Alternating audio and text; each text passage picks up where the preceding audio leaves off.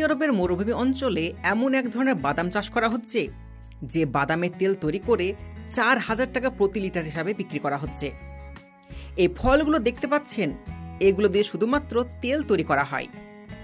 এগুলো নর্মালি আপনি খেতে পারবেন না, খেতে খুবই তেতো। সবচেয়ে মজার বিষয়, এই ফল এখন আমাদের এইদিকে চাষ করা হচ্ছে। আপনার কাছে যদি জমি থাকে তাহলে এটা আপনি চাষ করতে পারেন। এই বিষয়ে পরে আসছি। আপনাদেরকে এর আগে একটা জিনিস দেখাই। আমরা খাবারের স্বাদ বাড়ানোর জন্য বিভিন্ন ধরনের মশলা ব্যবহার করে থাকি, তার সাথে বিভিন্ন ধরনের মরিচের ব্যবহার করে থাকি। আর তেমনি এক মরিচ হলো কালো মরিচ, বা আপনি চাইলে এটাকে গোলমরিচও বলতে পারেন। আর আজকে আমরা কালো মরিচের ব্যাপারে জানব, তার সাথে দেখব এটা আপনি কিভাবে চাষ করতে পারবেন আর কিভাবে আপনি লক্ষ লক্ষ টাকা ইনকাম করতে পারবেন। তো সম্পূর্ণ জানার জন্য ভিডিও শেষ পর্যন্ত সঙ্গে থাকুন। তো চলুন শুরু করা যাক। কালো মরিচ মশলা রূপে বিভিন্ন খাবারের সঙ্গে ব্যবহার করা হয়, যার ফলে খাবার সুস্বাদু এবং সুগন্ধি হয়ে যায়, আর একটু একটু ঝালও হয়ে যায়। এবার আপনার মনে প্রশ্ন জাগতে পারে, আসলে এই কালো মরিচ কিভাবে চাষ করা হয়, আর এগুলোর দামে কেন এত বেশি, কিভাবে বা ফ্যাক্টরিতে এগুলো প্রসেস করা হয়, আর এগুলো আমরা কিভাবে চাষ করতে পারবো। কালো মরিচ পৃথিবীর সমস্ত দেশেই পাওয়া যায়, কিন্তু ভারতের কর্ণাটক, কেরল এবং মধ্যপ্রাচ্যের দেশগুলোতে এই ফসল বেশি দেখতে পাওয়া যায়। এই কালো মরিচের ফল কোনো বড়সড় গাছে ধরে না। এই গাছগুলো পিপল গাছের মতন হয়, লম্বা লম্বা লতাযুক্ত। আর এই পাতাগুলো দেখতে কিছুটা পান পাতার মতন হয়ে থাকে। এই লতা পাতাগুলোকে খেজুর গাছ কিংবা সুপারি গাছের মতন গাছে জড়িয়ে কিংবা আলাদা আলাদা স্ট্রাকচার তৈরি করে চাষ করা যায়। এই গাছগুলো লম্বা কিছু পেলেই ওপরের দিকে উঠে যায়। সবচেয়ে মজার বিষয়, শুষ্ক অঞ্চলে গোলমরিচ খুব বেশি পরিমাণ উৎপাদন হয়। আর আমাদের দেশ তো শুষ্ক দেশ, এখানে গোলমরিচ লাগালেই হয়ে যাবে। এবার গোলমরিচ বা কালো মরিচের যখন গাছ লাগানো হয়ে যায়, তখন 3 বছরের মাথায় ফল ধরে। এই গাছের ফল ঠিক এইরকম গোচ্ছা গোচ্ছা আকারে ধরে। যখন গাছে কালো মরিচের ফলগুলো থোকা থোকা হয়ে ধরে যায়, তখন এইগুলোকে ভালো করে পরিচর্যা করা হয়। কিছুদিনের মধ্যে এগুলো পুষ্ট হয়ে যায়, কিন্তু এগুলোকে সম্পূর্ণ পাকানো হয় না। একটু কাঁচা থাকতে গাছ থেকে হারভেস্ট করা হয় বা পেড়ে নেওয়া হয়। তাছাড়া গাছ থেকে পাড়ার সিস্টেম কিন্তু খুবই চমৎকার। কয়েকজন শ্রমিক সিঁড়িতে করে গাছে চড়ে এবং একটা একটা করে ফলের গুচ্ছগুলোকে ছিঁড়ে নেয়। এখানকার কৃষকরা প্রতিদিন হিসাবে বেতন পায়। সকালে এরা কাজ করতে আসে এবং বিকালবেলায় বাড়ি চলে যায়।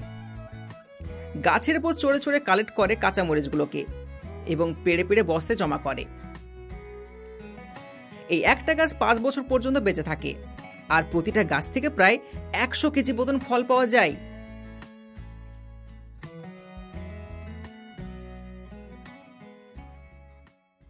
সমস্ত ফল পেড়ে নেওয়ার পর এগুলোকে নিয়ে চলে আসা হয় ফ্যাক্টরিতে, আর এখানে কিছু শ্রমিক সমস্ত ফলের গুচ্ছগুলো থেকে ফলগুলোকে আলাদা করে।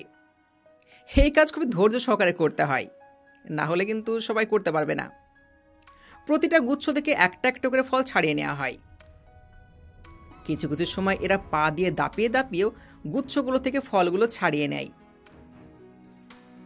কালো মরিচ অনেক শক্ত হয়ে থাকে, এই জন্য পা দিয়ে দাপানোর পরেও কোনো ক্ষতি হয় না। এখনকার যুগে অটোমেটিক হয়ে গেছে, মানুষ হাত দিয়ে বেশি কাজ করতেই পারছে না। তো ফসলগুলোকে ছাড়ানোর জন্য এইরকম মেশিনের ব্যবহার করা হয়। সদ্য বের করা দানাগুলো এখনো প্রস্তুত হয়নি, এগুলো এখনো খাওয়া যাবে না, এগুলো এখন শুকাতে হবে।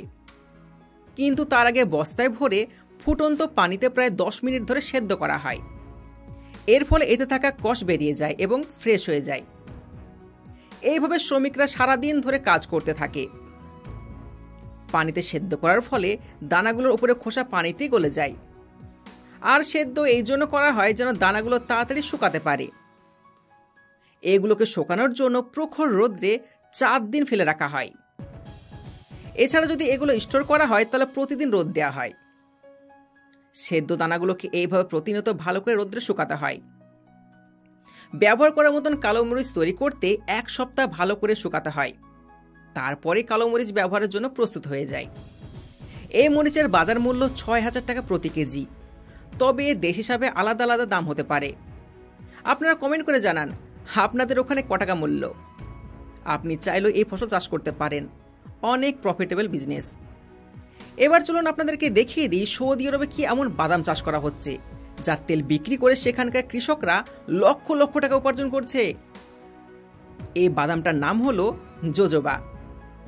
আপনারা জুজুবিয়া খেজুর সম্বন্ধে শুনেছেন, কিন্তু ওটা আর এটা সম্পূর্ণ আলাদা। জোজোবা তেল মার্কেটে অনেক দামে বিক্রি হয়।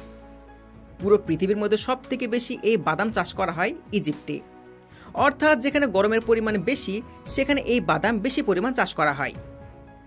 এখানে প্রতি বছর কয়েক হাজার টন বাদাম উৎপাদন করা হয়।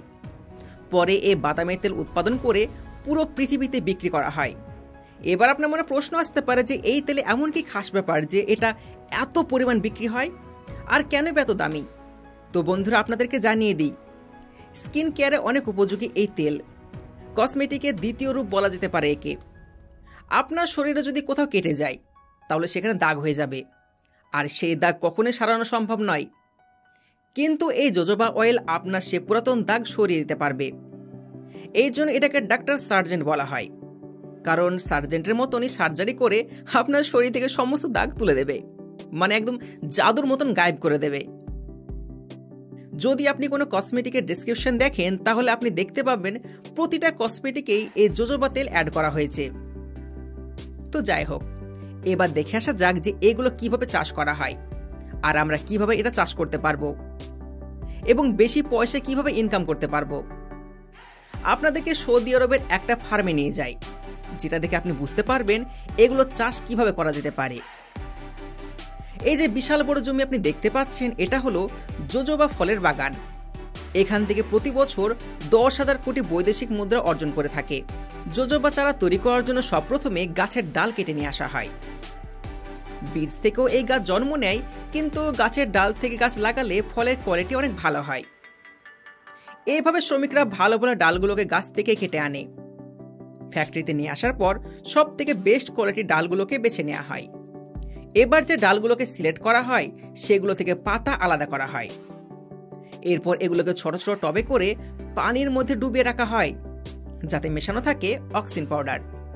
এর ফলে হয় কি, এই ডালের শিকড় বেরোতে থাকে। ভালো করে শিকড় জড় বেরিয়ে গেলে এবার এগুলোকে ছোট ছোট মাটির টবে লাগিয়ে দেওয়া হয়। এই বিশাল বড় ফার্ম দেখতে পাচ্ছেন, এখানে সমস্ত কাজ শিক্ষিত শ্রমিকরা করে থাকে। গাছগুলোতে দিনে 3 বেলা করে পানি দেওয়া হয়, তার সাথে পরিচর্যা করা হয়, সময় সময় কীটনাশক দেওয়া হয়। 4 মাস যাওয়ার পর গাছগুলো এখন তৈরি হয়ে গেছে। এখন এগুলোকে মরুভূমিতে লাগানোর পালা। আপনাদেরকে জানিয়ে দিই, মরুভূমির বালু অঞ্চলে এগুলো হয় না। যেখানে বেশি পরিমাণ রোদ পড়ে সেই জায়গাতে এই গাছ ভালো হয়, তবে এই গাছে প্রচুর পরিমাণে পানি দরকার হয়। গাছ লাগিয়ে দেওয়া 3 বছরের মধ্যে গাছ অনেকটা বড় হয়ে যায়। এখন সময় চলে এসেছে ফুল ধরার। প্রতিটি গাছ 1 থেকে 3 মিটার পর্যন্ত লম্বা হতে পারে। গাছে ফল চলে আসার পর এগুলোকে হারভেস্ট করতে হয়, আর হারভেস্ট করার জন্য এরকম অটোমেটিক মেশিনের ব্যবহার করা হয়। এরকমভাবে মেশিনের সাহায্যে সমস্ত ফলগুলোকে নিচে ফেলে দেওয়া হয়। অন্যদিক থেকে একটা আধুনিক মেশিন চলতে থাকে, যেটা মাটিতে পড়ে থাকা ফলগুলোকে তুলে নেয়। এই মেশিন ফলগুলোকে তার কনভেয়ার বেল্টে তুলে নেয় ও ভালো করে পরিষ্কার করে, আর নোংরাগুলোকে বাদ দেয়। এটা কাদামাটিও আলাদা করে দেয়। এবার এগুলোকে নিয়ে চলে আসা হয়েছে ফ্যাক্টরিতে। এর থেকে তেল তৈরি করা হবে। আপনারা দেখেছেন ঘানি ভাঙানো মিলে কিভাবে কাজ হয়, এখানেও ঠিক একইভাবে তেল বের করা হয়।